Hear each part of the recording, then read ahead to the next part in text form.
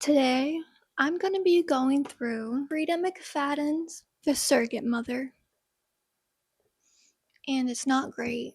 So let's just get that out of the way.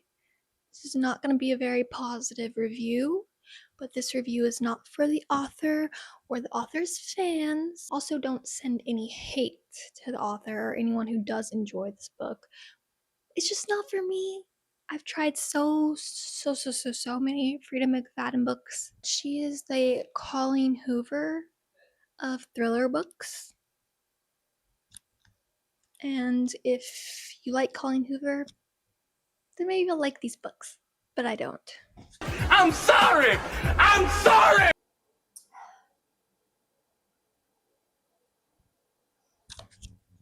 I got a lot to say. Shut up and listen to me. I knew getting into this book about 10% in, I was like, if I really care about my mental health, I should just DNF this. But as I've mentioned before, I hardly ever DNF books because I love torturing myself. So yeah, I read the whole thing. I have 23 pages of notes. This is dedicated to her own babies. I'm not quite sure how to feel about that considering the contents of this book, but let's dive right into this. Remember, this is not to hate in any way. This is just giving my honest thoughts and feelings about the book, and I wrote most of these notes as I read it, so it'll be like reading it along with me. I guess I should summarize what the book is about. So this book follows Abby, who is, I think, 33 years old, and her husband Sam have been trying for a baby for a long time. They finally decided to go with adoption. So they had planned to adopt a baby, but that fell through. Abby is graciously offered by her assistant, Monica, to be the surrogate for her, especially because they apparently look so much alike. That's kind of the basic explanation I can give without spoiling anything right up front, but again, this will contain spoilers because I'm going to go through the book front to back with you guys. Anyway, that's the basic overview of it. Obviously, it's a thriller, so things don't exactly go to plan. It's also named The Surrogate Mother, if that can give you any indication on what's gonna be going on. The book opens with a prologue, and it opens with Abby saying, "In the next 24 hours, I will be arrested for first-degree murder." I don't know how this could be happening. I'm not the kind of person who goes to jail for murder. I'm not. I've never even gotten a speeding ticket. Hell, I've never even jaywalked before. Just never once in her 33 or whatever years jaywalked before. Get her a cookie. She is the most law-abiding citizen who ever was. Which is not a sentence that I love. I don't love that. Even my autocorrect hates that sentence and wants me to correct how it is written out. But regardless, that's the first page. I am usually a big fan of a flash forward for an opening scene. I have done it in my own writing. In this case, though, I think it hurts the book in the long run. I think it would have been more thrilling if we didn't know that there was a murder. But the chapter closes, the little prologue chapter closes with Abby thinking, "I didn't kill anyone, did I?" Which overall, if you'll see when we get to the end of the book, that doesn't make any sense because in the future, she's not really doubting herself at all about if she committed the murder or not. She's pretty clear that she didn't do it. So I think Frieda just wanted to end with this line to make us question more what happened, but you'll learn it's pretty in front of our face what's going to happen the whole entire time. It's very predictable. Sorry to say, but it is. Then At chapter 1, we skip to 1 year earlier. Abby is going on about how in a few weeks she'll be a mother and that she has this glow about her. I think what Frieda is trying to imply here is that Abby is pregnant so that we are surprised when we learn she's adopting. But I feel like that intent kind of fails when the book is literally named The Surrogate Mother. Like, you kind of assume she's not carrying her own baby. But throughout this first chapter, they keep hinting that she is pregnant. And it just feels kind of pointless because I already assumed she wasn't. So this opens with Abby at work. She pitches advertisements to various companies. The whole time in this book, she is pitching to one company called Cuddles, which is a baby brand. And she is acing this pitch that it opens with her in. We learn here that she has tension with her boss, Denise, who used to really like her, but now is cold to her since she's having a baby. Yeah, kind of insane because they have worked together for over a decade and Denise has been a mentor to Abby and they used to have a really good relationship. But as soon as Denise found out that she wants to have a baby, she turned into a mega bitch, apparently. She hates kids, I guess. She thinks it'll destroy any chance of a woman keeping her career. Anyway, the pitch goes well and the cuddle director asks her if she will be using their brand for her baby, and she lies and says yes. And then she continues to shit on the brand in her head and say, I would never, ever use this brand for my baby. It sucks. But anyway, I think this was another nod to trying to imply that she's pregnant because why else would the Cuddles director know that she is having a baby unless I don't know if it's normal to disclose that to a company that hired you for pitches, but it felt weird. If I assumed that she looked outwardly pregnant, if he's commenting on it, oh, will you be using this for your own baby? But no, she's not pregnant. I mean, do I look pregnant? I mean, I guess I can see it. The pitch ends. Denise asks to talk to her, and she is double checking with Abby how long her family leave is going to be for when the baby comes. And Abby says 12 weeks. Denise is so annoyed that she has taken the full 12 weeks off. She said, I would have taken, I don't know, 8 because work is more important. She hates children, I suppose. This is also where we get the first mention of Monica. Abby says, I can do some of my work from home during the last month, and everyone is going to take on some of my workload. And of course, my assistant Monica will be around to help out. And Denise says, Monica will be around to help in a mocking tone. Well, then perhaps we should give Monica your position. Just, I don't think you can threaten that when someone's taking family leave. It just seems a little aggressive to me. But what do I know? But yeah, the pitch is over. She's done talking to Denise, and her coworker Shelly, who will be a reoccurring character, has planned a baby shower for her in the break room, where we finally learn she is not pregnant. She is adopting. We also officially meet Monica, who has been her assistant for 6 months after her old one fell and broke her hip. She will be important too. Anyway, she loves Monica. She thinks she's great at her job. She has a degree in art and math, which I feel like is important because later on, Abby is surprised when Monica laughs at Sam, her husband's math jokes. But you knew she had a degree in math, so why is that so surprising? I don't know.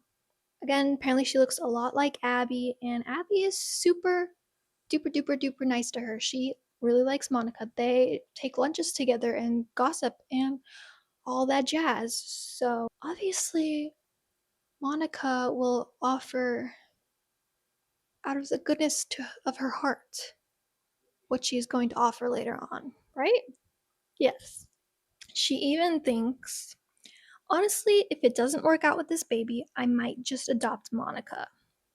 Well, girl, I got something in store for you. You're gonna be getting a whole lot of Monica. More than you ever would think you wanted. So, at the baby shower, Shelly asks how Sam is doing, and Abby says he's ecstatic about the baby and he just built a crib. To which Shelly replies, "Oh, right, I forgot. Sam's perfect." Which is honestly a weird ass response. Um, she goes on to make it even weirder, saying he is perfect because he takes out the trash, cleans, and does laundry, and is still desperately in love with Abby. Which I would have replied to with the sentiment that I'm sorry your husband sucks, but those are like bar on the floor level expectations to have for a man that you are married to. Does her husband not love her? Does he not clean up after himself? Probably not. What can we expect from men, right? But I think it's a little crazy to say Sam is perfect because he does these bare minimum things. Speaking of the devil, Sam then shows up to the baby shower and promptly crushes Abby with the news that the mother of their adopted baby pulled out of the adoption. So, no baby for them. They go home very upset, and right away, Abby receives a text from Denise saying that she assumes she doesn't need the family leave anymore, which is just so cruel. And that sex definitely could have waited a bit, so that upsets Abby more. Obviously, she's like, can Denise really not give me like a day to grieve this news? Apparently not. And to make matters worse, then she trips on the box that holds the bassinet for the baby. And on top of that, she gets a call from a student of Sam's on their home phone. This student has a crush on him and is like openly saying, "Oh, where is he? Maybe we can meet for a coffee or something." And Abby's like, "Never never call here again. This is his wife. Goodbye." And I would just like to know why why does Sam's student have his home phone number? This feels borderline inappropriate. That seems a bit pushing boundaries for me personally, but I digress. We are assured, though, for this is probably about the third time already, that Sam would never, ever, ever, ever cheat on Abby. So, no need to worry about the students that are all over him all the time, apparently. We then continue on to learn that Abby didn't exactly really want a baby in the first place, but she decided to for Sam because Sam really, really, really wanted a kid, apparently, which I feel like is something you should have discussed and agreed upon before marriage because I think that's pretty make or break if one of you wants kids and the other doesn't. But I guess it's fine because she decides to have the kid anyway, even though it's not really what she wanted. But I mean, you're free to change your mind, I suppose, but I feel like that's for the wrong reason. Anyway, they agree to have a baby, and that's when she discovers that she has fertility issues because they tried for a long time and then even the IVF doesn't work. Even after the IVF didn't work, Abby was still, in her words, obsessed with trying to conceive and tried all kinds of things for 3 years with no luck. Like changing her diet and all that jazz.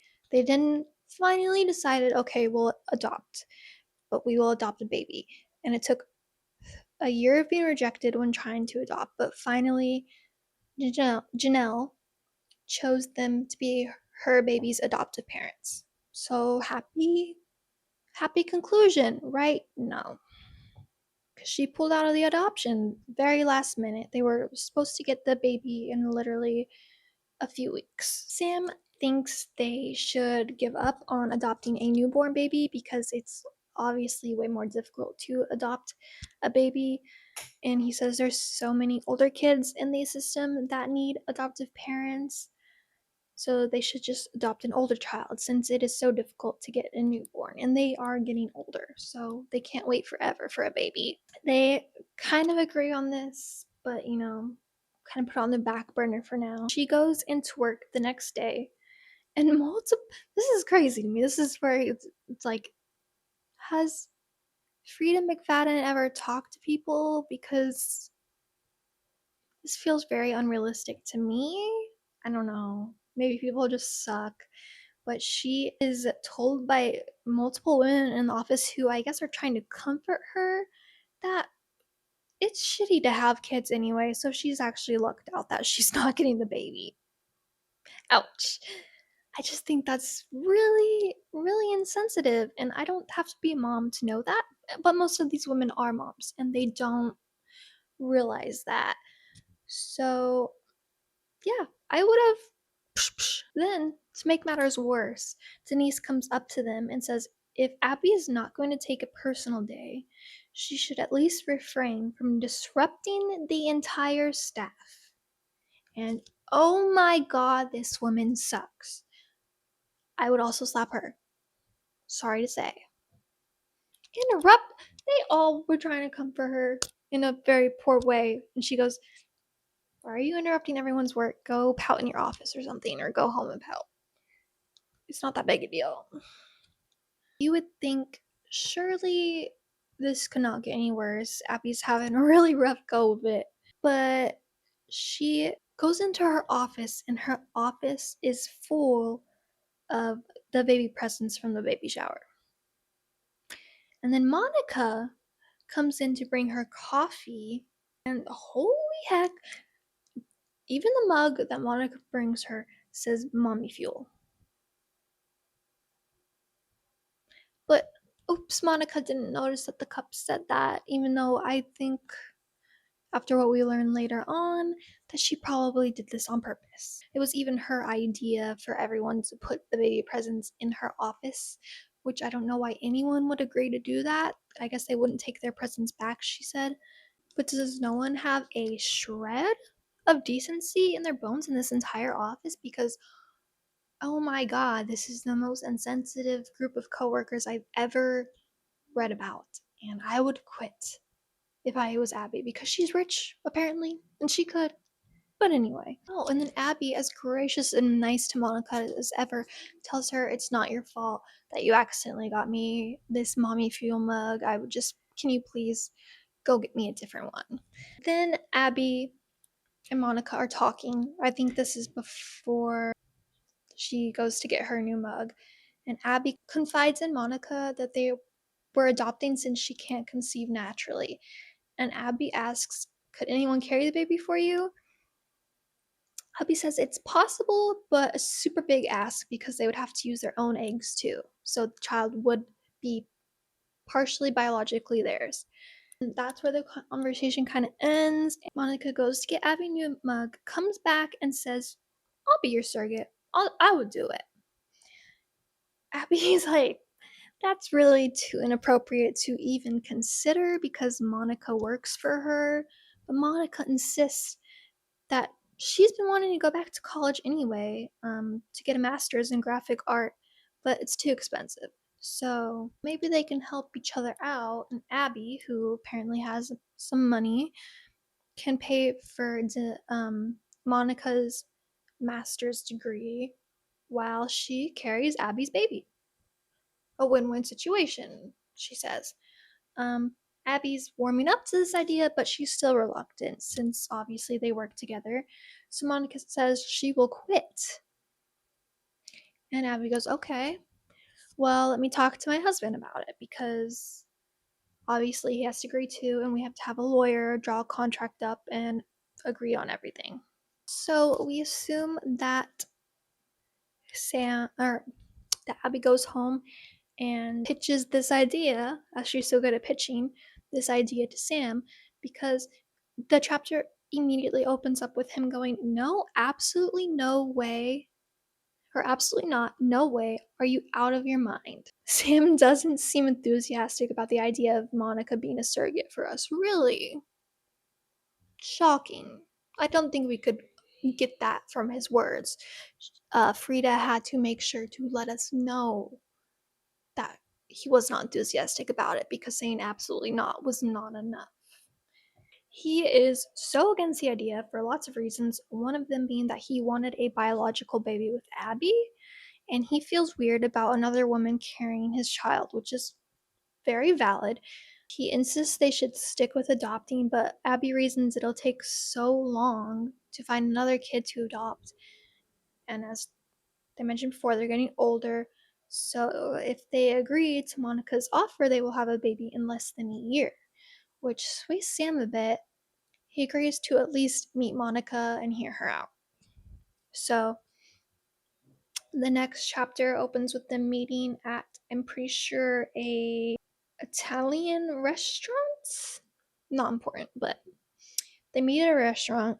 Monica is dressed in a suit jacket and a skirt with minimal makeup like usual, which is an important note for later, is that Monica dresses covered head to toe, doesn't wear makeup usually.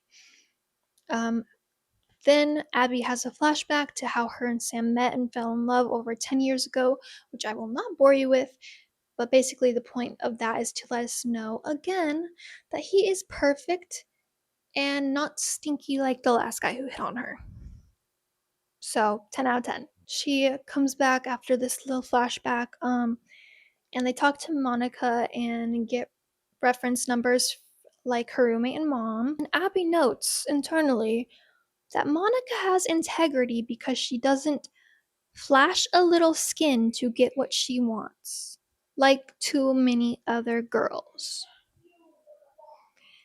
And this line was just so boringly sexist, I couldn't help but feel like Frieda McFadden honestly shares this opinion with her character. But I cannot confirm because I am not her, obviously. What you're saying is extremely misogynistic. Yes. Thank you. So Sam asks Monica, why do you want to do this? Why do you want to be a surrogate for us? She goes, what do you mean? He says, I understand you respect Abby and want her to have a baby.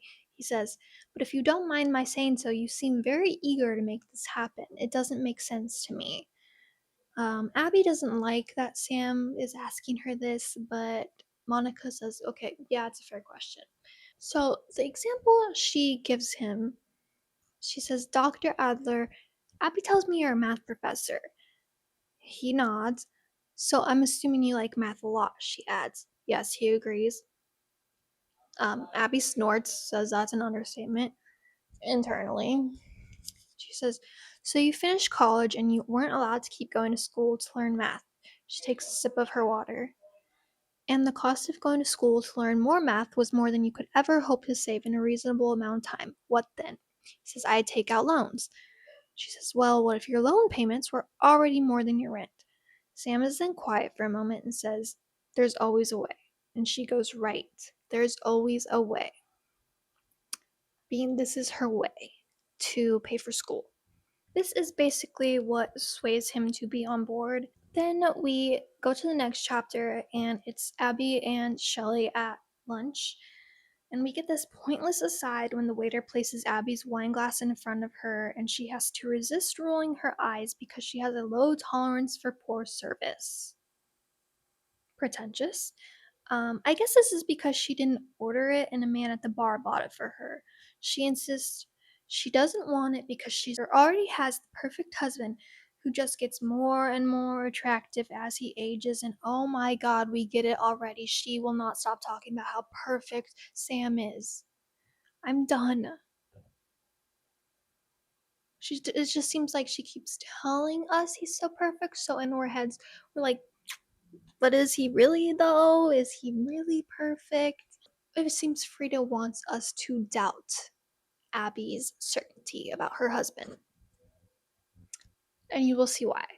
After this pointless encounter, Abby tells Shelley about Monica being their surrogate, to which Shelley, rightfully so, says is a terrible idea, though her reasoning is a bit more surface level because she thinks that Sam will leave Monica.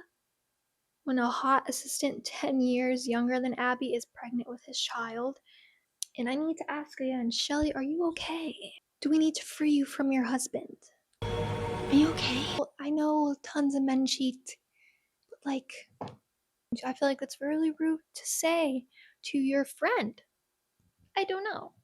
She says even if Sam doesn't want her, Monica is sure to fall head over heels for her husband, the hot, sexy math teacher whose students are always all over him, because we have to know that Sam is so hot and that all his students want him incredibly bad. Even Bonster would want him, apparently. He's just that gorgeous. Abby then insists she trusts Sam and Monica. And Sam I get. But she's known Monica for 6 months as an assistant and trusts her? Shelley also agrees with the sentiment and tells her so, and also lets Abby know that she has seen Monica listening outside of Abby's office door trying to hear her conversations. First of all, why has Shelley never mentioned this before this moment? I don't know. It seems like something I would mention if I saw someone doing that to my friend. But anyway. Second, that's a major red flag, and maybe we should rethink following through with this arrangement, Abby. But no. Abby brushes this off, saying she was probably trying to see if she was busy before she knocked on her door. To which Shelley says, "Don't you knock to check if someone's busy?" But Abby's like, it's fine. So I guess no one can really help Abby acquire any brain cells, despite how hard they try. So we get to the next chapter, which opens with Abby calling Monica's mom, who says Monica always wants to help people, has no history of mental illness. And as Abby puts down the phone, something is tugging at the back of her mind like she is missing something. And I say, trust your gut, girl. I think you're missing something. Then we go to Abby meeting with Monica's roommate, who also gasses Monica up, and Abby is pretty much ready to full send into this arrangement.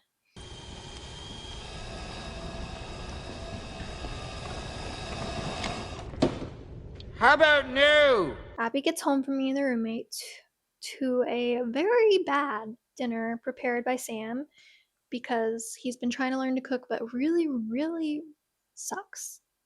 So they don't eat it. And they get a little bit flirty and have some intimate time. And after they canoodle, let's say, Sam suddenly says, I think we should ask for a toddler, which is admittedly a very shitty way to break the news that he doesn't want to go through with the surrogacy. But also, he's the only one here thinking clearly. He immediately starts crying. For some reason, Sam is confused as to why she is crying, so I guess he is done thinking for the day. And she proceeds to basically guilt trip Sam into agreeing to the surrogacy, and he agrees. We'll do the surrogacy. Right after he agrees, Abby realizes that the thing that was nagging her earlier, or the nagging feeling that she had earlier, was that Mrs. Johnson, Monica's mother, lives in Indiana. Her phone number was an Indiana area code, and she told me she was born and raised in Indianapolis. But Abby then remembers that at the baby shower, Monica said, I grew up a Red Sox fan. I went to all their games when I was a kid. I could never put on a Yankees cap. They never let me come home. So Abby concludes she's probably lying about where she is from, but she makes the super duper smart decision not to mention this to Sam because it's such a small thing that it can't be important. And she doesn't want him to back out of agreeing to the surrogacy. So, and we close there and we skip to 3 months later, where Abby is testing baby food for the Cuddles campaign at work when Monica walks in and announces she's pregnant and shows her the test. Super excited, Abby texts Sam that Monica's pregnant, though I personally would have gone with a phone call for that kind of news. And Sam's reply is wonderful, period. Which isn't giving excited to me. Then Denise walks in while they are talking about the fact that Monica is pregnant, and this reminds Abby that they have to keep this hush hush. But she is rest assured by the fact that Monica is going to quit before she starts showing. That's what they agreed on. Abby offers to toss the pregnancy test for Monica as they're leaving the office, but Monica says she's going to have it as a keepsake. Abby agrees with me that this is odd, but she brushes off this red flag too because she wants that baby no matter what. So then we go into the next chapter, and it is Abby and Sam's 8-year anniversary, and they're celebrating at a Spanish restaurant. And we receive the very important scene of Sam perfectly parallel parking in a spot that another man yelled he would never make. And of course he made, because he's perfect, and everyone claps. And I don't mean that sarcastically, I mean literally. She writes that he is met with a smattering of applause. Because of course he was. And that was simply just to show us how perfect and impressive Sam was yet again. Then Abby reminisces on how Sam proposed, which is honestly in a pretty lame, boring way that I will not bore you with. And anyway, she thinks to herself she has never regretted marrying him, but sometimes wonder if he feels the same way. And this feels really random because we haven't seen anything up to this point that suggests Sam isn't perfectly happy with Abby. In fact, we see quite the opposite. Because we are often told how wonderful he is and how he would never cheat on Abby, and he's just the perfect husband. So I don't know why she's having those insecurities, but she is. And then, of course, their waitress flirts with Sam right in front of Abby, because you might have forgotten, if if she didn't repeat again, that Sam is the sexiest man alive, and Abby is so blessed to be graced with his presence, and so lucky that he chooses her every day instead of these young, gorgeous students of his and this random waitress and every girl apparently that flirts with him. Because he's perfect. It goes on and on and on and on and on and on and on and on. Anyway, Sam has to break the news to Abby that tomatoes are not vegetables. Yes, they are in fact fruit.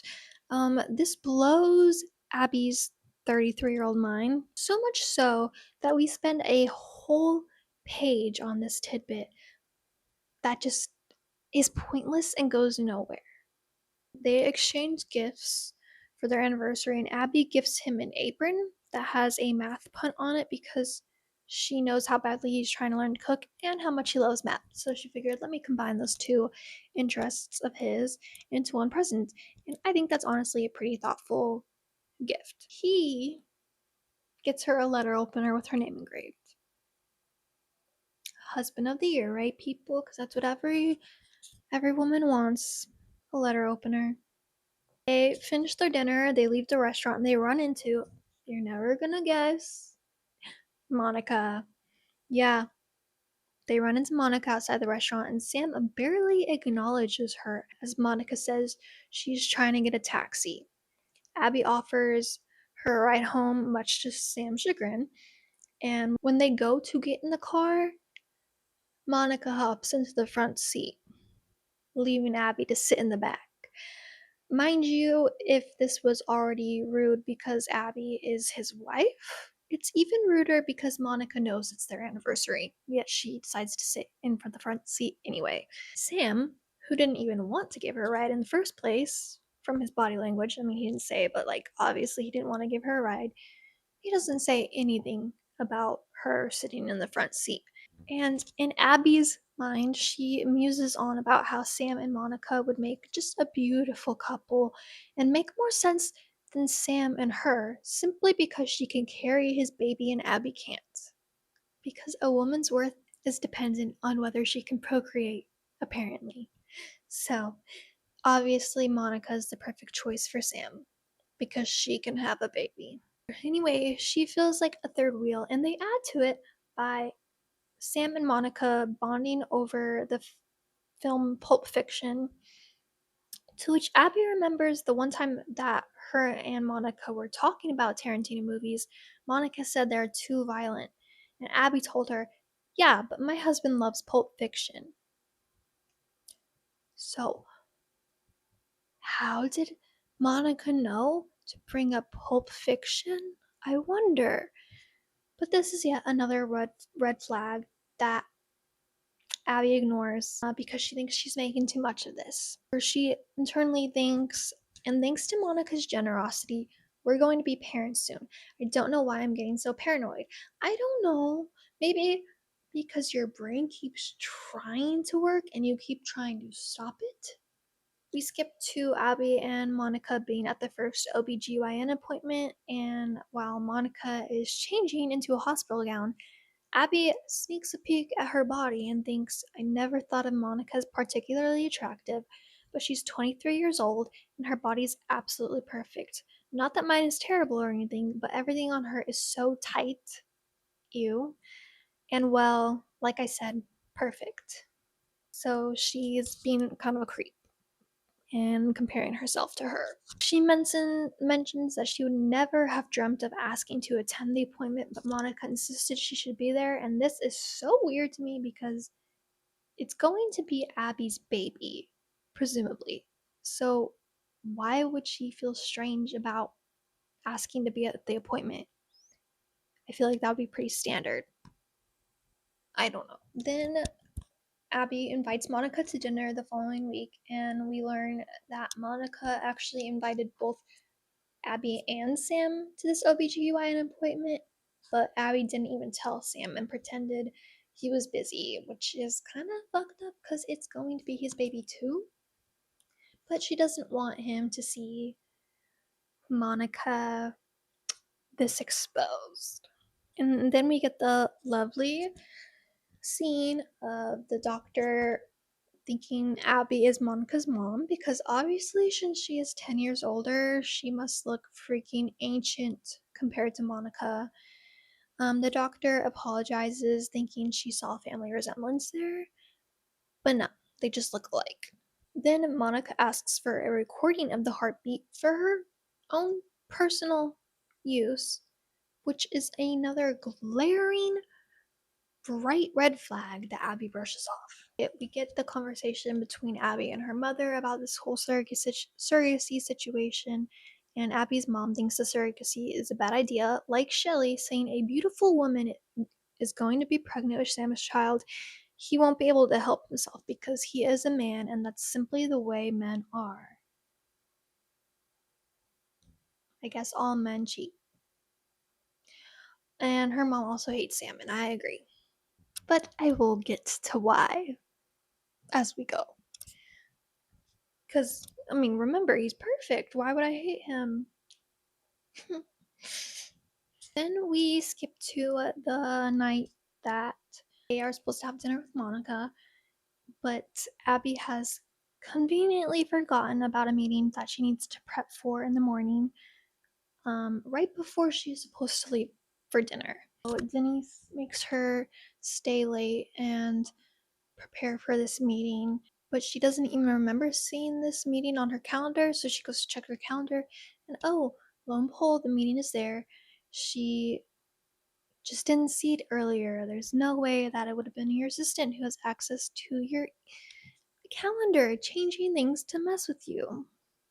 Oh, now the printer's suddenly not working either, and Monica's the only one who knows how to use it properly, apparently. So she has to stay late to fix all that. So she's texting Sam, really sorry, start dinner without me. I should be back soon, I promise. He says, you better be. And she says, at the time, I really believe I will. Which is just something that bugs me that Frieda does a lot, is repeats or has to really drive home the point of stuff that her audience would already assume and know, and it just feels like she doesn't think her audience is smart enough to infer these things, which I would hope they are, because it's pretty obvious. Then she goes home.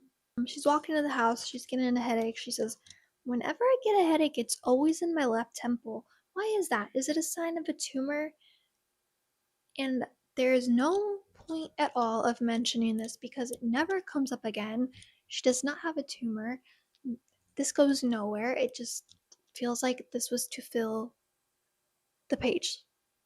She notices when she gets home that Monica is suddenly all dressed up and wearing makeup around Sam when she never shows skin, and that is not suspicious at all. No.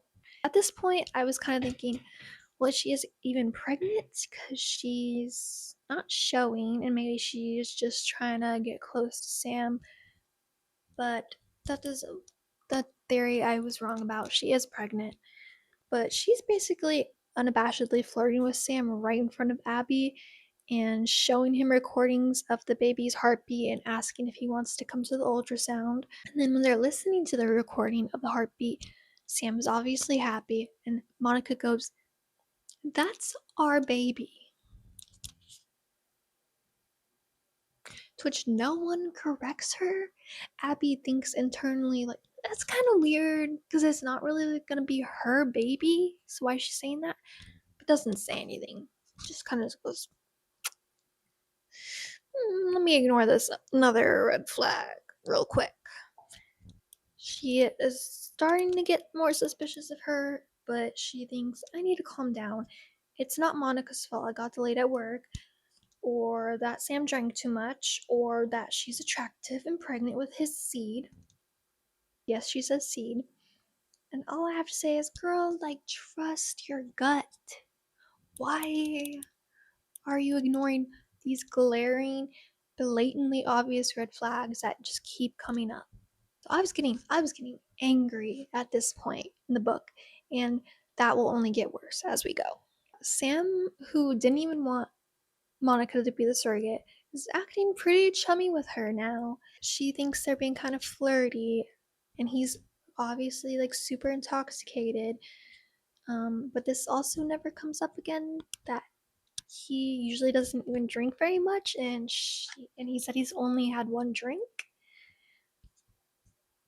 But it never comes up again if Monica like puts something in his drink to make him. I don't know. It's this aside seems pointless. So we're back to her being at work, and Denise tells her that she's been ignoring Cuddle's emails, and why is that?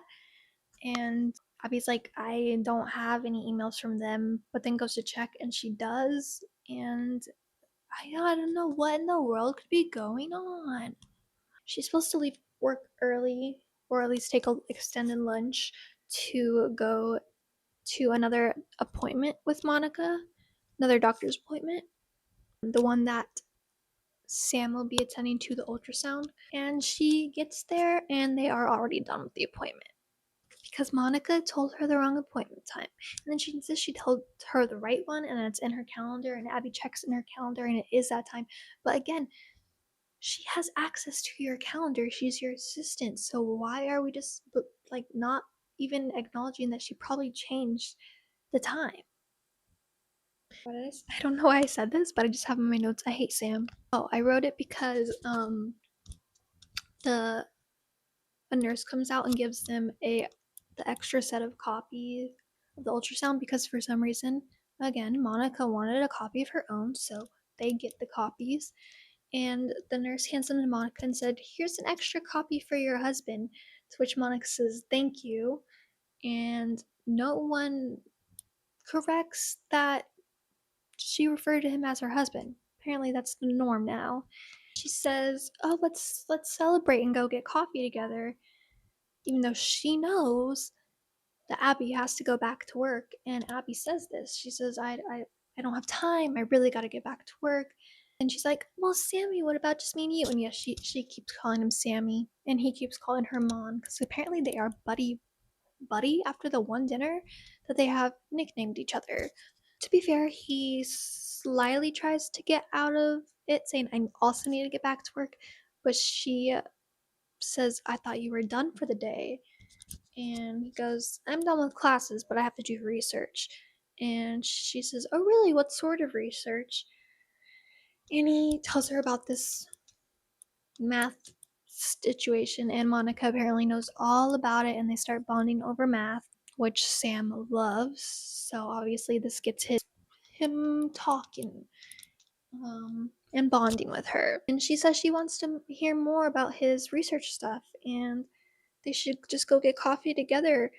And Sam's like looking at Abby like, well, can I?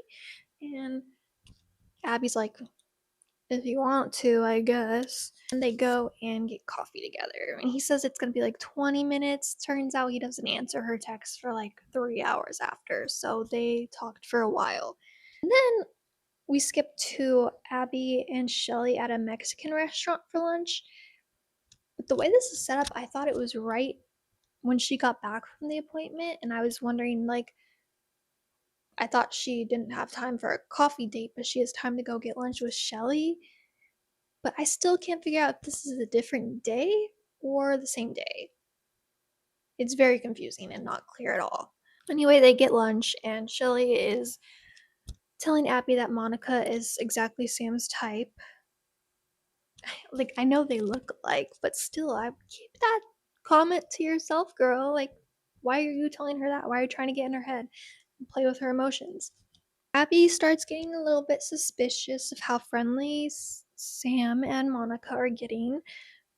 Rightfully so. She's telling Shelly this, and Shelly is like, well, why don't you take a little peek through his phone? And she's like, I could never do that. It's spying. I'm not going to spy on my husband. And Shelly's like, it's not spying, it's snooping. And she goes, I do have the code for Sam's phone, but I don't intend to do anything with it. And she tells Shelly she's not doing that. Which I don't really get this whole like boundary of not checking your partner's phone. Not that you should be snooping your partner's phone all the time, but like me and my partner both have access to each other's phones, and we don't have a problem with either of us going on each other's phones ever. I just don't get this sentiment that she is breaking his privacy. But I don't know, maybe everyone has their own relationship rules. I personally would be a little sussed out if my partner didn't want me to check their phone. But Abby's not even going to, because she trusts Sam. But not really, because she keeps doubting to herself. Is there something going on between them? But she won't check. Shelly then mentions to her, like when she's talking about all these appointment times getting messed up in her calendar, that Monica has access to her calendar. Have you thought maybe she's messing with it? And Abby goes, I trust her. Why? Why do you trust her? Monica then goes against their wishes and texts Sam the gender of the baby, even though Abby had made it perfectly clear that they wanted to leave the gender as a surprise. But anyway, Monica texts this just to Sam, and my first question is, why is this not a group text? Like, surely when you're going into this arrangement with a surrogate, you make the boundary clear, like any communication about the baby should be in a group text between me and my partner. But no, they didn't make that boundary, and she just keeps texting Sam a ton. We then again do another time skip, and it's 2 months later, and Monica is still texting just Sam alone, and I'm like, where's the group text? Where is it? I'd be throwing hands. And then Abby's musing about how Monica's 6 months and was so hot, and every man in the room ogles her when they're at another pitch meeting for cuddles. And at this pitch meeting, her presentation is messed up, and it's so obvious to me and to the audience, I presume, that Monica tampered with this presentation. She is her assistant after all and has access to all this stuff. But instead, Abby just assumes she's losing her mind and ignores the more logical explanation that Monica's probably just messing with her. And then Monica comes in to save the day, and she saves the pitch, and everyone loves Monica now, including the Cuddles head or whatever you call him. And all of this because Monica says one thing that was actually an idea that Abby came up with for the pitch, and suddenly she's the one talking to Cuddles while Abby is told to take over the assistant duties and clean up the break room or the meeting room on Denise's orders. She's like, "Oh no, Monica, you go talk with the Cuddles people. Abby will clean up," which is just it's just unrealistic to me. She's been in this position for over a decade, and she makes one mistake, and her boss is all of a sudden like, Monica's looking good here. Maybe we start making Abby feel bad. Anyway, the meeting goes poorly on her end, so she can't sleep after the meeting, and she tries to come on to Sam. And this is the first time ever that he's rejected her for sex in the entire time they've been together, apparently. She then, after being rejected, debates checking his phone, but again decides not to break his trust.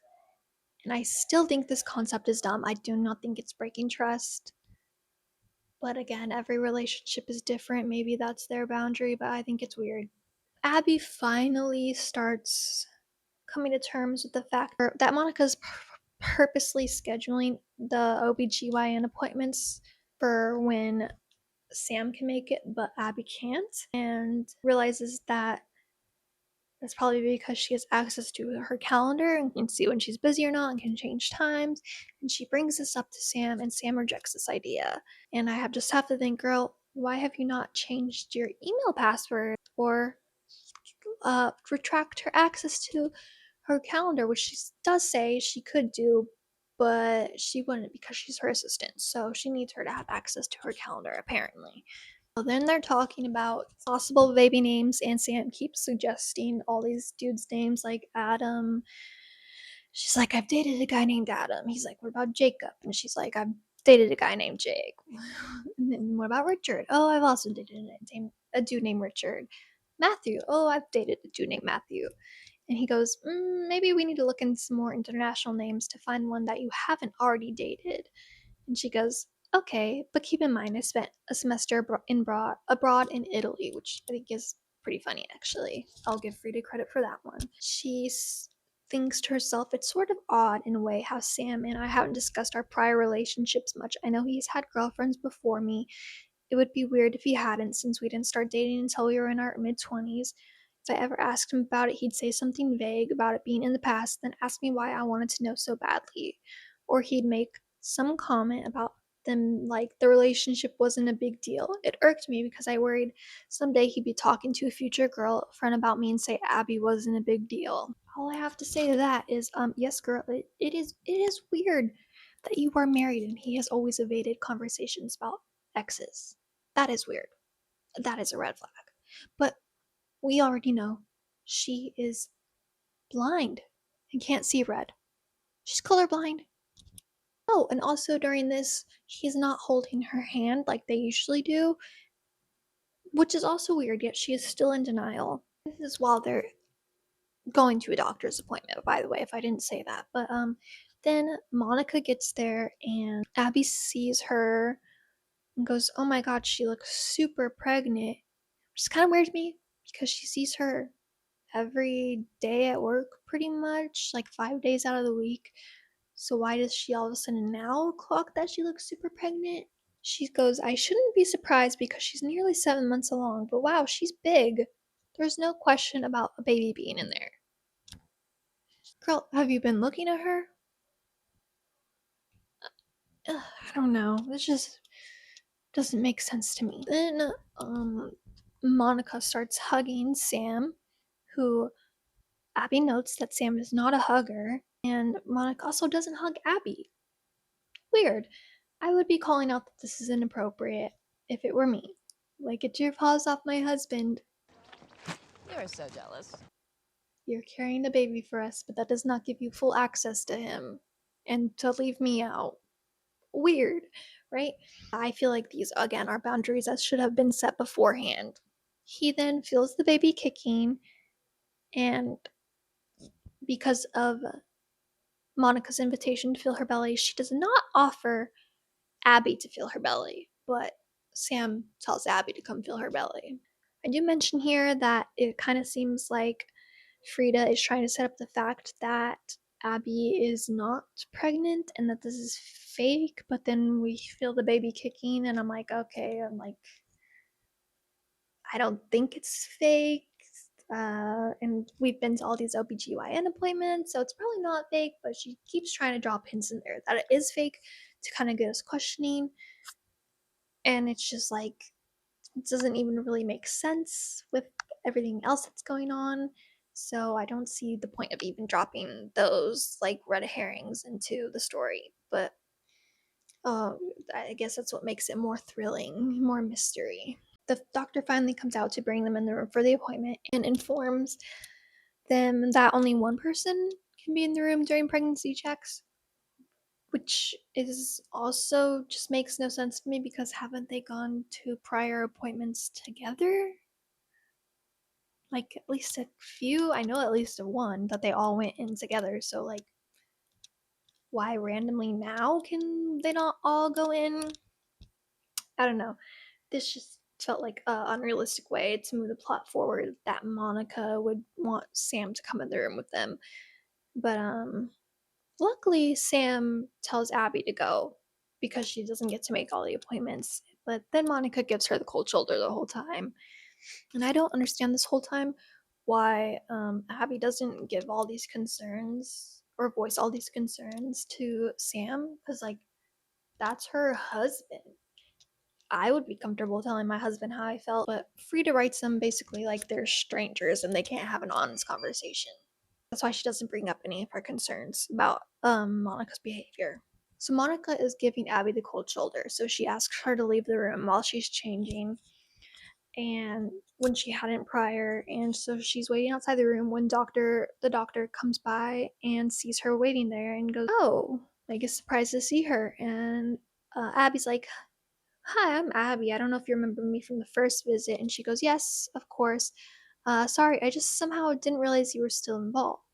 And she blinks at her and goes, "What do you mean?" And the doctor says, "Well, Monica's husband has been here for the last couple of visits, so I thought." She goes, "Monica's husband?" And the doctor says, "Yes, he's maybe in his 30s, brown hair, glasses, fairly attractive." And she goes, "Sam?" And the doctor snaps her fingers and said, "Yes, that's right, Sam." And she goes, "No, Sam is my husband." And she goes, "Oh, I suppose that makes more sense, doesn't it? I could have sworn this said that he was her husband, though." So then Abby's like, "Why would they be telling the doctor that Sam's her husband? That's really freaking weird and making me really worried about Sam and their relationship." We then are again at work with Monica and Abby, and Monica's bringing her coffee like usual, and she invites her to sit down because she needs to have a conversation with her. But when she's sitting down, she notices that Monica has really pale roots. When she was the one that told Abby she had naturally dark hair, that was one of the selling points for when she suggested being a surrogate. Was like our similar appearances. She has same hair color as me, blah blah blah. So she's like, "Why on earth would she dye her hair black?" And I'm like, "Girl, you know why. Like think use your brain cells for a moment. Why in the world would Monica dye her hair to look like yours?" The thing that Abby brought her here to talk about was that per our arrangement, or she says, "Per our arrangement, I think it's time to resign. I will start looking for replacements for you right away." And Monica's shocked and she's like, "Resign?" And Abby says, "Yes, that was the agreement. When you started showing, you would resign." And she stares at her for a moment with her mouth hanging open and says, "Is this because I came up with a better idea than you at that meeting with Cuddles?" And Abby's thrown off by this. She's like, um, no, it's because that was our arrangement from the beginning. And Monica then goes, but it's not in the contract. And Abby's like, excuse me? It's not in the contract. She repeats, I said maybe I'd leave, but I didn't sign anything saying I would definitely leave. And Abby's like, but we agreed. And Monica's like, well, I changed my mind. Too bad for you. I want to stay. So she's like, okay, well, Monica, if you keep working here, I could get in a bunch of trouble for our arrangement because it would look like I pressured you into it. And she's like, well, maybe you should have thought of that beforehand. I don't want to give up my job, Abby. I shouldn't have to, even though this is what they agreed on in the first place. And my question here is, why in the hell was this not in the contract? Surely this would be like one of the most pressing things to put in the contract, since Abby's job is pretty dependent on this. And I didn't disclose this arrangement with anyone beforehand, so it's gonna look really sketch. Abby's like, okay, if you really want to stay, we'll figure out a way to work it out. We can go to HR and explain the situation as long as you back me up that I didn't coerce you into anything. And Monica's like, sure, of course. Oh, and then Abby is looking at her desk for the letter opener from Sam, and it's missing. I wonder who took it. Who could it have been? We don't know. Maybe a janitor. Definitely not Monica.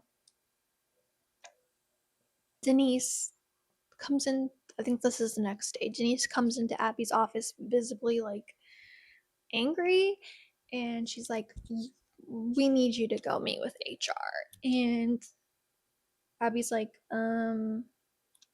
okay. And she goes to meet with HR, and Monica's already there, and they're all concerned about this surrogacy situation because Monica went to them without Abby.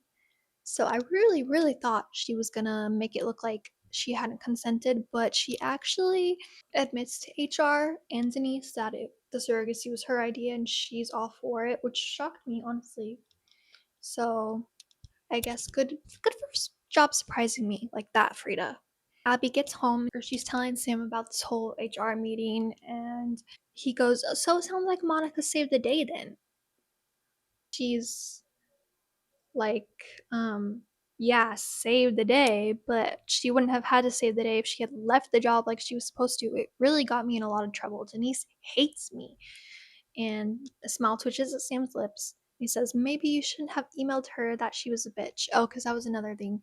I guess she accidentally CC'd Denise on an email that was supposed to go to Shelly, I think, calling her a bitch or something. So yeah, anyway. But Abby keeps talking to Sam, and she's like, I don't know, I just feel like this is a bad sign. If she's gonna go back on her agreement about work, what else will she back out on? Giving us the baby? And Sam goes, she won't. And she's like, how do you know? And he's like, well, she said she wants to focus on her career right now and maybe go back to school at night after all, possibly to study graphic art or maybe math, maybe both. Either way, she can't do that with a baby. And Abby's like, and when did she say all that to you? And the smile leaves his lips, and he's like, what?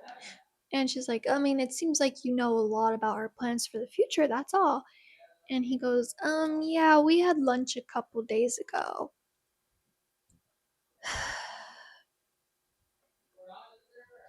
This is why I hate Sam, because what do you mean you're having lunch alone with this woman pregnant with your child without telling Abby, your wife? Why? I would have gone batshit on him, honestly. Especially because he then turns it around on her and says Monica doesn't go to her with this stuff because she intimidates her. And Abby's like, what? We've been friends this whole time. What do you mean I intimidate her? But then again, it goes to the next day, and Abby's at work, and in walks her old assistant, Gertie, who had stopped working there because she fell on the stairs and broke her hip. And she came into the office with a plate of cookies. She's asking Abby how you're doing, blah, blah, blah. Abby's like, I'm so lost without you.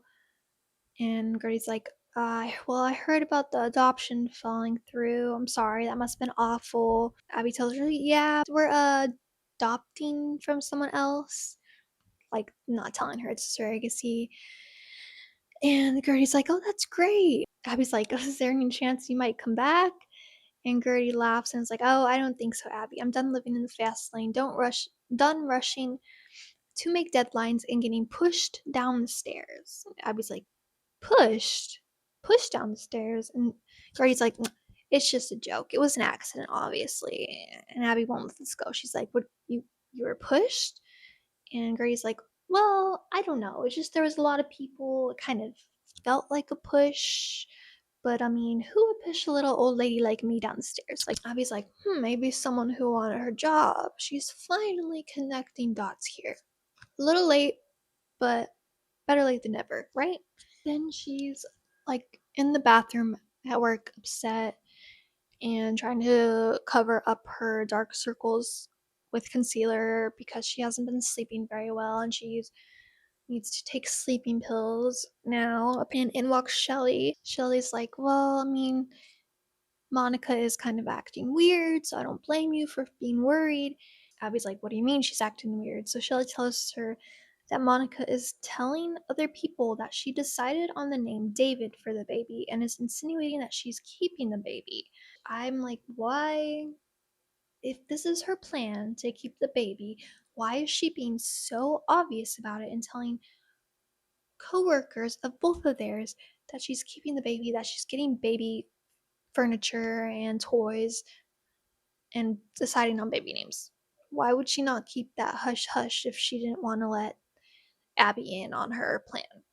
I also was confused why Shelly didn't tell her this sooner because apparently she's been saying this stuff.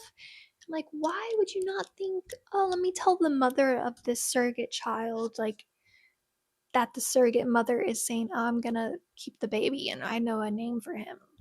And she says, she didn't tell her sooner because she didn't want to stress her out more.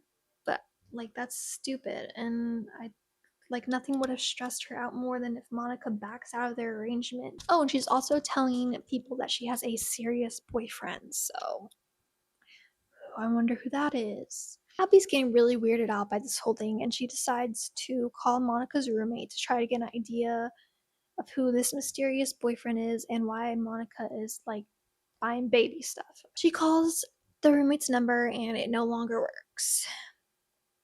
And I wrote, no way she could have possibly hired people to act as references for her like I originally thought in the first place. Because I thought the references were really weird from the beginning. They were gassing Monica up way too much. Then we cut to Sam walking in after she called, and he's like, why are you calling Monica's roommate? And she's like, well, because Shelly told me that Monica is talking about the baby, like she's planning for after he's born. She even has a name picked out. And he goes, oh yeah, what name? And she's like, David. And he's like, hey, she's got good taste. She reasonably glares at him and is like, I feel like you're not taking this seriously. This is our baby we're talking about. This is not funny. And he sits down beside her and he's like, well, I'm sorry, it's not funny, but you're right. But I genuinely don't think there's any chance Monica will keep the baby. It's all just talk. She asks him, did you tell Monica you wanted to name the baby David? And he goes, I guess I mentioned that to her. She's like, I see. I thought you only talked to her about professional development. She goes, so what else do you talk to her about? And he's like, look, she's carrying my baby. It would be weird not to ever talk about it. And she goes, your baby? He's like, I meant our baby. She's like, then why didn't you just say that? And he's like, I don't know. It just slipped out.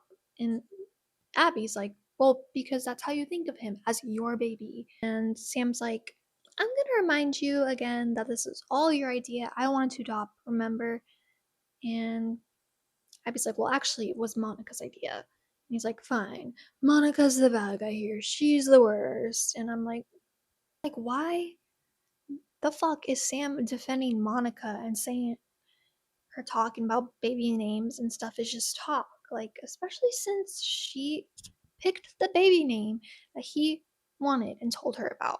I'm just like, is he a fucking idiot or is he in on this too? Denise comes into her office and asked to speak with her, and she says, as you know, yesterday we completed company-wide urine drug testing. I was informed this morning that your test came back positive for methamphetamines. And I was like, what? That's gotta be a mistake.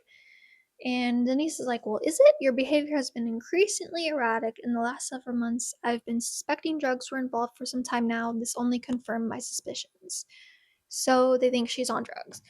First of all, who could have possibly drugged her? Definitely not the person bringing her coffee every morning at work, right?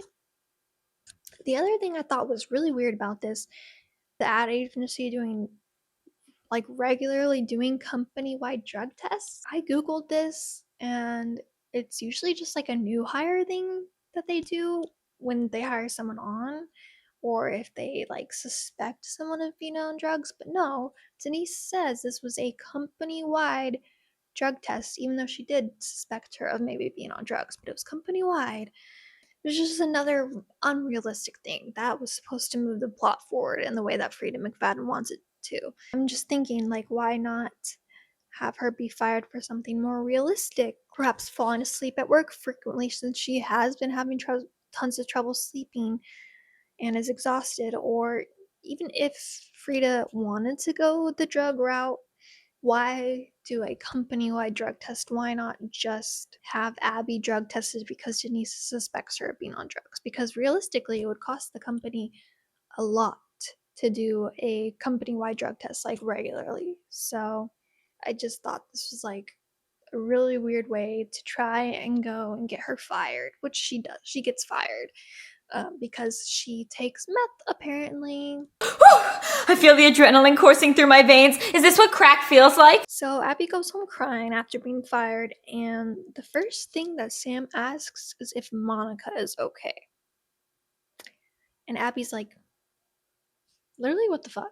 I literally said, what the fuck, as I read this line.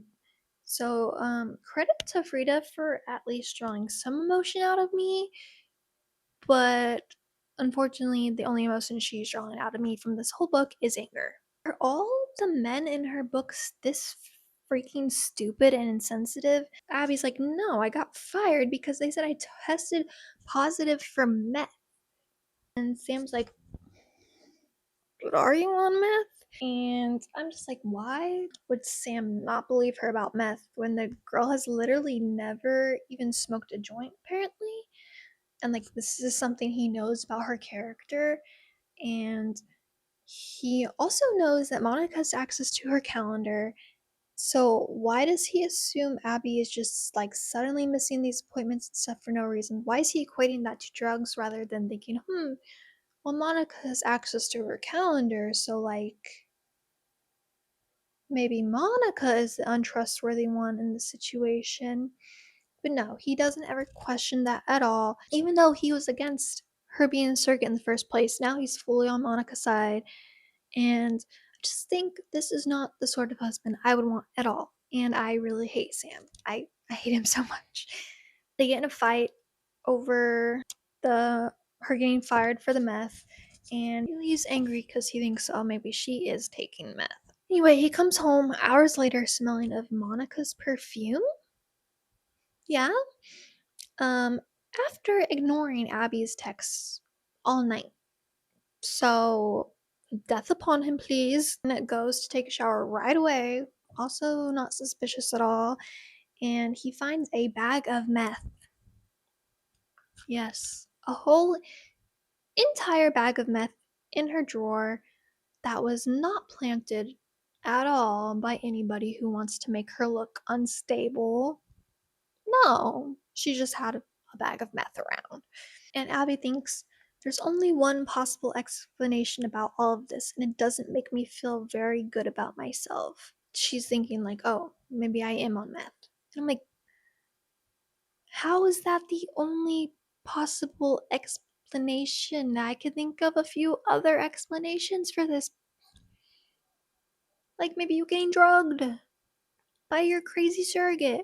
Then the next morning, Abby leaves the room and Sam and Monica are sitting there. They had set up an intervention for her, asking her to go to rehab. How does Monica have any right to be involved in this conversation? Like, I understand she's the surrogate mother, but it just feels like completely inappropriate for her to be involved in this conversation and ask, like, being in the intervention, asking her to go to rehab. But anyway, Abby finally connects the dots that Monica is the one who brings her coffee every morning, so she must be slipping drugs in it. Yet Sam doesn't believe his wife of over a freaking decade and doesn't even consider this a possibility, which I don't know. Maybe I have too much hope in husbands being loyal and understanding with their wives, but this felt really unrealistic to me because, like, why would he automatically believe Monica over Abby? Weird. And then Abby's thinking, I wish we could put all this drug business aside and he would kiss me. And I'm like, girl, look, I'm on your side about the drug stuff, right? But kissing right now feels a little bit like the farthest thing from what we should actually be doing. Time and place, you know. But Sam's like, it's my kid, so if you want to be involved, you have to go to rehab, or I will be there for Monica and not you. Yeah. 10 out of 10 husband, guys. Abby is then trying to gather proof that Monica is setting her up, so she asks Gertie, her old assistant, to meet her for coffee to question her on getting pushed down the stairs. And she references the surrogacy in her head, and she goes, who knew it would all go so wrong? Well, or go so horribly wrong? Well, aside from Sam, Shelley, my mother, well, everyone but me. So everyone thought the surrogacy was a bad idea and it was going to go wrong, but now no one, including Sam, believes her at all. I don't know. That just makes no sense to me. Gertie doesn't remember if Monica pushed her. After Abby shows her a picture of Monica, she's like, I don't know. She could have, but I don't know. I don't recognize her. While they're meeting about this, Denise calls Abby and tells her that she took Monica on as an assistant after she left, and she found Monica going through her desk. So she searched Monica's desk in turn and found a prescription bottle of Adderall, and then connected the dots about the coffee too, like her spiking the coffee.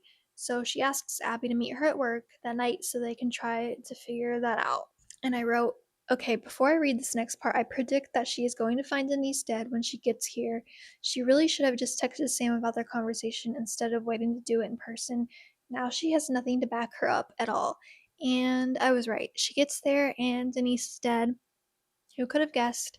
Of course, the murder weapon was Abby's letter opener. Not obvious at all. She calls the police, the detective gets there in the police, and Abby tells the detective about the phone call Denise made to her right before she got there, and the detective asks if there's anyone who witnessed this call, but obviously not. Also, there was an email sent from Abby to Denise right before saying that she had info that would destroy Denise and insisted they meet. So obviously Monica sent that email to set Abby up.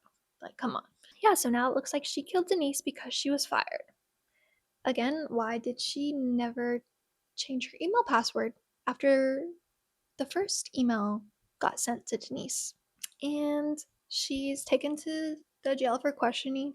Sam gets there and he thinks she might have done it. He doesn't want to hear the reasons that Abby thinks she was framed, which I'm like, come on, man, at least hear her out. I know it doesn't look good, but like, that's your wife.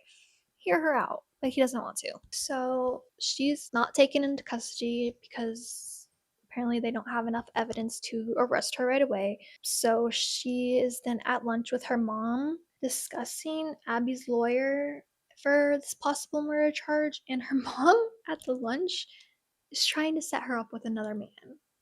Like, she will not quit. She hates Sam. She's like, you need to find another man, preferably rich, like us. Not Sam, but I don't know. This just felt really pointless and out of place. We're talking about a murder charge here, and her mom's like, oh, look at this cute guy over here. Maybe you should get with him. Like that. Okay, sure. So that was the whole point of the lunch. And then Abby's meeting with her lawyer, with Sam, and her lawyer wants her to take a plea deal for 15 years, and Sam thinks she should. And I'm sorry, did we skip the part where she actually got charged for murder? Because last we heard they didn't even have enough evidence to detain her at the time, but now they have a super solid case against her. Sure. So after meeting with the lawyer, they're driving back home, and Abby sees Monica's roommate walking down the street, and she jumps out of the car to run after her. As she's chasing after her, she's like, damn, I'm really out of shape. Good thing I'll have 15 years to get buff in prison. Isn't that what people mostly do in prison? Work out and get tattoos of skulls? And all I have to say to that is, no. Us cool people, we do that outside of prison. Because look, I have skulls, skull butterflies, and I also have a skull tattoo here, so, and I also love working out, so I guess people do that outside of prison too. I don't know. But yeah, she chases down this girl, and the girl says she wasn't actually Monica's roommate, but she did know her older roommate, and she hated Monica. But Monica paid this girl, Taylor, $200 to say she was Chelsea and that Monica is awesome and should definitely be her surrogate. The real roommate was Cynthia, and Taylor calls her and she agrees to meet with Abby. So Abby gets a ride, or like an Uber or something, to Cynthia's house, and she gets there, and there's also another girl, Ellie, who's roommates with Monica too, and they say she was a psychopath. She would accuse them of eating her yogurt, going through her room even though it had a lock. She'd call police on them all the time about noise complaints, almost got Cynthia fired. She dated this guy for a couple months, but it was sort of a tumultuous relationship. Like, they'd argue and always be yelling at each other. We could all hear it through the walls. And then one day they're having a really loud fight, and we hear this huge thump, and the fighting suddenly stops. And then over the next week, we start to notice this awful smell coming from her room, like really, really bad, like something rotting in there. I was convinced she murdered the guy and he was rotting in her room. And Ellie goes, he totally wasn't. And she's like, he totally was. But apparently they tried to look for him in the papers, but they didn't know his name, so they couldn't. But she's sure she must have killed him. And Ellie rolls her eyes and says she was nuts, but she wasn't a murderer. Cynthia goes, yeah, well, what about that steak we found under her bed? After she moved out, I found this broomstick she'd whittled into a steak hidden under her bed. I swear she was planning to impale both of us. We're lucky to be alive. So they're implying that she killed this boyfriend, and she was probably planning on maybe murdering them too. And then she says, oh, the worst part was Monica's mother. Oh my god, that lady was so creepy, and she was here all the freaking time. And Ellie says, yes, she was the worst. Sin, did I tell you about that night I left my room to get some water and Monica's mother was just like standing in front of my door? It was 2 in the morning. Yeah, I guess the mom was just crazy too. Abby's like, I thought Monica's mother lived in Indiana. And they're like, I wish, but no, she was originally from Boston, but her family moved to the city and they have a place uptown, or at least they did back then. So it's confirmed that she was lying about her mom living in Indiana, so that obviously wasn't her mom on the phone that she talked to. Or was it? Anyway, so she gets the address to Abby's parents' place and then heads there. She gets there, and Mrs. Johnson immediately asks what Monica did this time and that she had hoped her bad period was over. And she reveals they have taken her to a ton of psychiatrists and therapists in the past to no avail, as no one could pin down a diagnosis or medications to help Monica. She thinks she might have been evil, and she has a genius level IQ. When she was a sophomore, she got into a fight with her best friend Sandy over a boy, and Sandy then went missing. They found her floating in the Charles River a week later. So, it sounds like she has a history of murdering people, especially over men.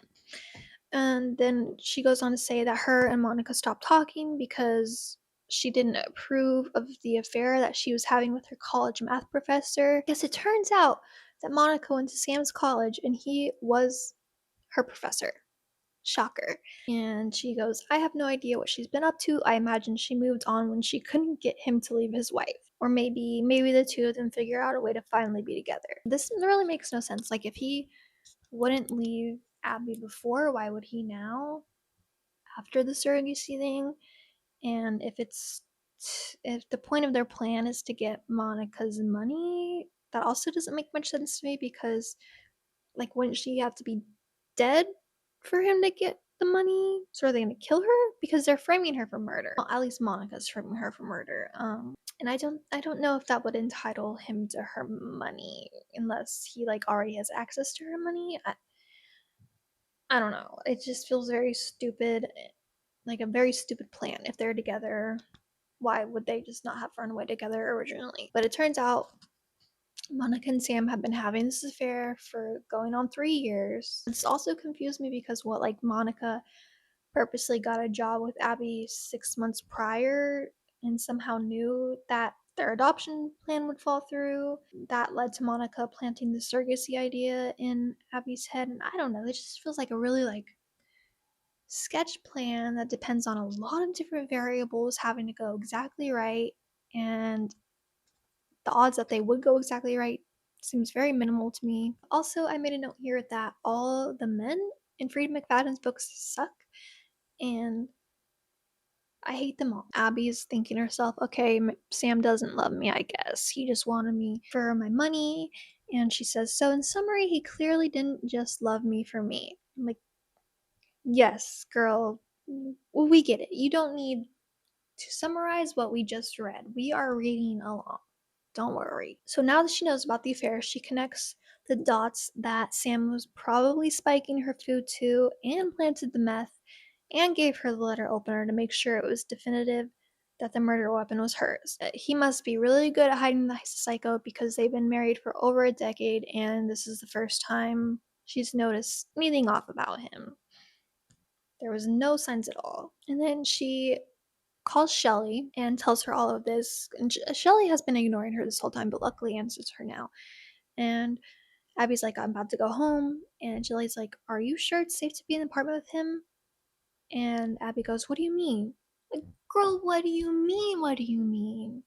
If he is in on this whole plan, then obviously he is dangerous too. Are you freaking dead? And she goes, oh my god, he wouldn't do that. So girl, at this point, if you decide to be alone with the man and he murders you, that's on you. She gets home. She finally goes through her phone, or goes through his phone. Better late than never, I guess. And she sees a text saying from Sam to Monica saying she would not come home tonight, so that plan is off. What plan? We don't know, but they're really brazenly texting about this. She goes to sleep, very upset, wondering, can she trust Sam, or has he just been lying to her this whole time? And then in the morning, Gertie, the old assistant, comes over and cooks her breakfast. And while she's cooking her breakfast, Monica also shows up, asking to talk. And I wrote here, what are the odds that they are in cahoots too, Gertie and Monica? But yeah, Monica is asking to talk on Sam's request. By the way, she tells her that her behavior towards Sam the night before inserting his phone was very classy. Why would that be any of her business? If presumably Abby doesn't know yet about their affair, which Monica would not know, then why would she be so blatantly all up in her business? She tells her that Sam and her want her to find somewhere else to live so they can live together and raise the baby. And the audacity is just insane, especially considering that Abby pays for this place. And Monica goes on that Sam just didn't have the heart to tell her. So this is where I get the idea. I'm like, are they really having an affair? Because it doesn't feel like Sam would send Monica to tell her this. It feels very weird. So yeah, I had written that what are the odds that Gertie and Monica are in on this together, and I was right. Gertie has spiked Abby's orange juice, and I feel like this is a super long-term plan between them, because Gertie was her assistant for years before Monica was. So why are we against Abby so much? I don't know. Turns out Gertie is actually Monica's real mom. I said, girl, what the actual fuck? This has to be satirical. 2 fake moms already? The woman that Abby spoke to was Monica's stepmother. So then Gertie chimes in. She's like, I should thank you, Abby. When Sam first came to work to see you and he told me he was a math professor at the same school my daughter was attending, I told her right away this was someone she needed to get to know, didn't I, Monica? And Monica nods and says, I signed up for his class the very next semester, and well, my mother was right as usual. Sam and I fell in love instantly. And Gertie says, after I engineered my early retirement, so she fell down the stairs on purpose, she told Monica just what to say to get hired. I told her to mention the fiber yogurt commercials and you'd be falling over yourself to hire her. She continues, I knew how desperate you were for a baby. After you managed to arrange that adoption, I was worried you'd pin down Sam permanently, but well, we found a way to take care of that. And after the adoption fell through, you were willing to do, well, anything. And if you had any doubts, I knew I'd be able to dispel them when we talked on the phone. And Abby's like, on the phone? And Monica's like, you asked to speak to my mother, and you did. So the first woman she called as a reference for Abby's mother was actually her mother. It was Gertie on the phone. And Abby didn't recognize her voice. And Abby goes on to say, but then Denise figured you out. I say, so you had to get rid of her. Monica snorts, please, Denise didn't figure me out. I'm so much smarter than her, than either of you. I wanted her to catch me rifling through her desk. Then I took a long lunch so she could search my cubicle and find those pills. But why? Because I knew she'd call you. She rolls her eyes. You might not have known this, but Denise thought the world of you. Whenever you weren't around, it was always, well, Abigail does it this way, so why can't you? Or Abigail never leaves early. Why are you going home to your family? I could tell she regretted what happened. Abby's relieved to hear that Denise never hated her, but sad to learn that Monica murdered her for it. And then Monica continues, those Adderall were completely legal, by the way. She adds, any police officer could confirm that, and they're not what made you fail your urine test. That was straight up meth. Anyway, she asks why she's doing it, and Monica's like, isn't it obvious? And she's like, no, you've already set it up, so I'll be in jail for the next 15 years. Why kill me? And Monica says, this is so much cleaner. You're depressed about everything you've done and don't see a way out, so you overdose on the entire bottle of your sleeping pills. And Gertie's like, okay, we need to tie her up. They like forged a suicide note, and they're gonna make it look like Abby's killing herself. So while they're tying her up, someone enters the house, and I guessed it was going to be Sam, and that he isn't having an affair because this whole book is trash, and I was right. It is Sam. Gertie hides in the closet when he gets in, so Sam's definitely not in cahoots with him because why would Gertie hide then? But I stand by the fact that Sam freaking sucks, even if they weren't having an affair, because he was texting and meeting Monica.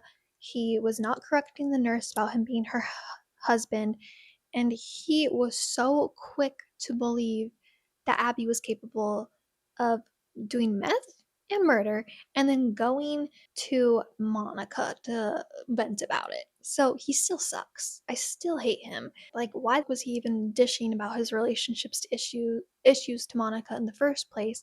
That's your surrogate, not your confidant, bro. Like, get a grip. Sam gets in and Monica tells him that Abby actually left the airport, but Sam calls her phone and then asks why her phone and purse are still here.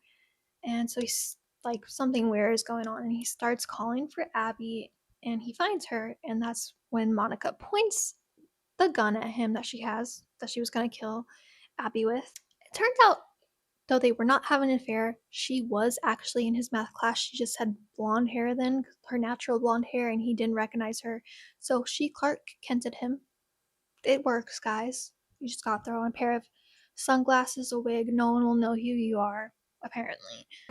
Yeah, they don't stand a chance. He really doesn't remember her because I guess at the time she had tried to kiss him and he dodged it, but he doesn't remember that because his female students apparently were doing that all the time.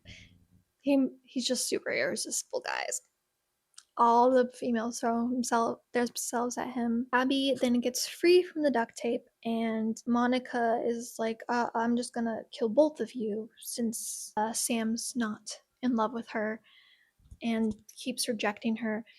And Sam then lunges at Monica, and the gun goes off. And I said, how funny would it be if it hit Gertie through the closet? And I was wrong. They didn't shoot Gertie, but Monica then accidentally shoots Gertie anyway, so a win is a win. Gertie gets shot. Bro, if they get out of this and end up with the baby, I'm gonna be pissed. We will probably get a second book titled The Surrogate Mother's Psycho Baby. So just wait. Yeah, Gertie gets shot. Monica then goes to shoot Abby, but Sam hurls himself in front of her and says she will have to kill him to get to Abby. And the bullet goes off, and then skip to the next chapter, and Abby is waking up in an IV with an IV in her arms, and she thinks, I'm thinking I might be in a hospital.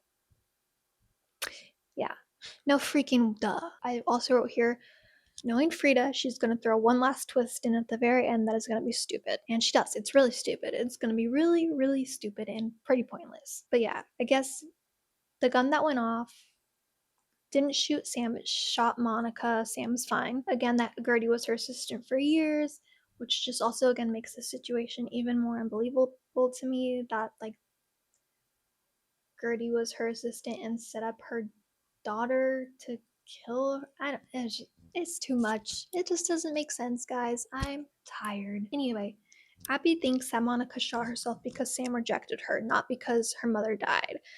Oh, and because Abby won. Sam is shocked that everyone believes that he slept with Monica because, like, all the police and everyone thinks he did. And I'm like, is he really surprised? Because he was alone with her on multiple occasions and was texting her. He says he also didn't ever believe that she killed Denise. But then, like, why did he want her to take the plea deal if he believed she didn't do it? Like, he just thought she had no chance of proving herself innocent, I guess. And he also reveals that Monica is the one who told him to buy the letter opener because Sam ran into her while shopping for her anniversary gift and didn't know his wife of 8 years well enough, apparently, to figure out a gift on his own, so he asked Monica for advice, and she suggested the letter opener with Abby's name engraved. Another reason I hate Sam, because why do you not know what to get your wife of 8 years? Why do you ask your surrogate? That's weird, dude. That's freaking weird. Anyway, the baby did make it, like I said, and is in the ICU. And Abby says she still wants him, so I guess we should expect the surrogate mother's psycho baby next. And then Abby's talking to him and saying, oh, I'm glad we're getting the baby, but I feel bad that it's because his mother's dead. And Sam's like, I never said Monica was dead. And then we skip to a year later, and they still named the baby David. Even though Monica had like tainted the name, and personally for me, I wouldn't have named the baby David. And even Abby says she didn't want to name him David, but Sam really wanted to, and that's just weird to me. Like, why would Sam still want to name the baby David either? When he knows that Monica wanted that name, it's just weird. And then it says the name is also meant to partially honor Denise, who made me the woman I am today. And I'm like, am I dumb? Because I don't get how the name David honors Denise. Like, at all. Anyway, she keeps darling on about how much she loves the baby, blah, blah, blah. And we also learned that Monica was apparently stealing money from the company, which I also don't get because she was an assistant, not in the financial department at all. So, like, how was she stealing money? And then how did the financial department not realize in time that money that was being stolen? And also, if she could steal money, why did her mom want her to get a rich husband so badly? I just don't understand this whole plan. Like, he wasn't even the one with money either. So this whole situation makes no sense to me. And Monica was also the one responsible for Janelle, the mother of the baby they were supposed to adopt, pulling out of the adoption because apparently she got in contact with them and told her they wouldn't be responsible parents.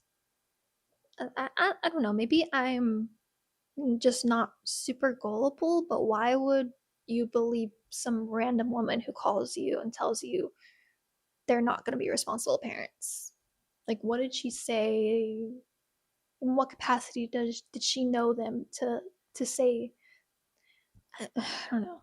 Plus, when you're adopting, I assume you get other references and recommendations from people. So I assume like there was other people in Sam and Abby's life that Janelle spoke to and told that they would be good adoptive parents. But I could be wrong. I don't know how adoption works, but I would assume. And then she repeats that Monica is alive twice. Yeah, we get it. Thank you. But she is in a vegetative state for now until she comes to reclaim her psycho baby anyway. So then Monica's stepmom comes by and gives Abby Monica's childhood blanket, which also smells like her. Abby thinks, I'm just gonna throw this in the trash when she leaves. And girl, I do not blame her at all. This would be going in the trash right away. And the stepmom leaves and she goes to throw the blanket away, but David wants it saying Banca. And I'm just wondering, why does the baby have a name for this random ass blanket? Or does he call all blankets that? It seems weird that he's just like suddenly calling this blanket Banca, like he knows it. Sam says to throw it away, and Abby, being the dummy she is, says she's gonna let him have it for now because he will lose interest in it within a day. And I'm no expert, but I do not think that's how babies work. I think they love their baby blankets and stuff, right? Right. And that's the end. And the end is quite uneventful, but it seems like they do try to set up a twist because the stepmother says she's still in a vegetative state, except when she's talking to Abby about Monica, but we never learn what the accept means. Abby asks her, but she doesn't say. Oh, and then Abby doesn't push it. So Monica's in a vegetative state, except in the next book when she comes to reclaim her psycho baby. That's my guess anyway. But yeah, that's the whole book, front to back. Really terrible, in my opinion. I had such a hard time finishing this book. It drove me insane. It made me so mad, and I do not understand why it has an average of 3.97 stars on Goodreads. As someone who's read a lot of thrillers and also a lot of Frieda McFadden's work, I just don't get why she's so popular. I get that her books are like fast, easy page turners, but like surely there are other authors that do a better job of that. Like Rachel Harrison. So much better. Just some closing thoughts is that she always writes her women so mind-numbingly stupid to the point that it is insulting. Like, these women are all so naive and gullible and unrealistically oblivious, and they never, ever, ever, ever, ever, ever trust their own intuition for some reason. But Frieda does make sure to repeatedly share their inner doubts and have them go, oh no, what am I thinking? That couldn't be the case. So she tries to make them smart for a second, but then has them doubt themselves. I don't get it. They're all dumb. Her male characters are even less redeemable. She bashes us in the head repeatedly with how perfect and great of a husband Sam is, but then she doesn't follow through with that in the story because even though it ends up that he was not having an affair with her, he was still very inappropriately talking and meeting with Monica and then believing that Abby had been on meth, had possibly murdered Denise, and he just like was a shitty husband. And we're repeatedly told how amazing he is, and I just don't believe it. It's not adding up. Sam wasn't the worst male character that Frieda McFadden has written by far, but he still sucks. I do not like him. Frieda's plots are often like really promising, I feel, but then she always throws in the most like left field twists that just are, they're barely believable. And it ruins it. It ruins the whole thing. Like the twist with the mom in this, just it's just weird. It just would have made more sense if Monica was just crazy on her own. Like, I don't think we really needed the mom to be in on it. We could have easily had this whole situation happen without the mom being in on it. It just made it feel really dumb and cliche. Like, the book was so predictable in so many ways. Like, even the title, The Surrogate Mother, gives away that something is gonna be going on with the surrogate mother. Also, the meth part was crazy. Like, is she not addicted now? That we didn't comment on it at all about like her coming off the meth because she was being drugged with it for quite a bit of time. I hear it's highly addicting. So like I wish we had touched on that a bit too. And then I guess so since Sam wasn't in on the plan, that Monica had to have been the one who planted the bag of meth, presumably. And my question is, who the hell is selling meth to a pregnant woman? That's the biggest mystery of all in this book. We need to find the man that sold meth to Monica. In conclusion, this book was terrible. I gave it 1 star, but I would probably honestly give it less on Goodreads if I could. I honestly will probably keep reading more of Frieda McFadden's books because I apparently love to torture myself and I love to complain about how bad they are. So if you want me to complain about any more books, you can leave a recommendation for a bad book I could read, or even a good book. I'll take any recommendation, and I might do a video going over it. But yeah, for some reason with Frieda's books, I always have a hope that they will get better, but I guess I'm as naive as her characters. So yeah, that's The Surrogate Mother by Frieda McFadden. I do not recommend. I think this might be like one of her worst books that I read. Besides The Boyfriend. The Boyfriend was terrible. Oh my god. I should probably do a video on The Boyfriend because it was so bad. But yeah, thank you for watching my rant and stay tuned for more videos. I'm going to be making more videos like these. And yeah, thank you so much for watching.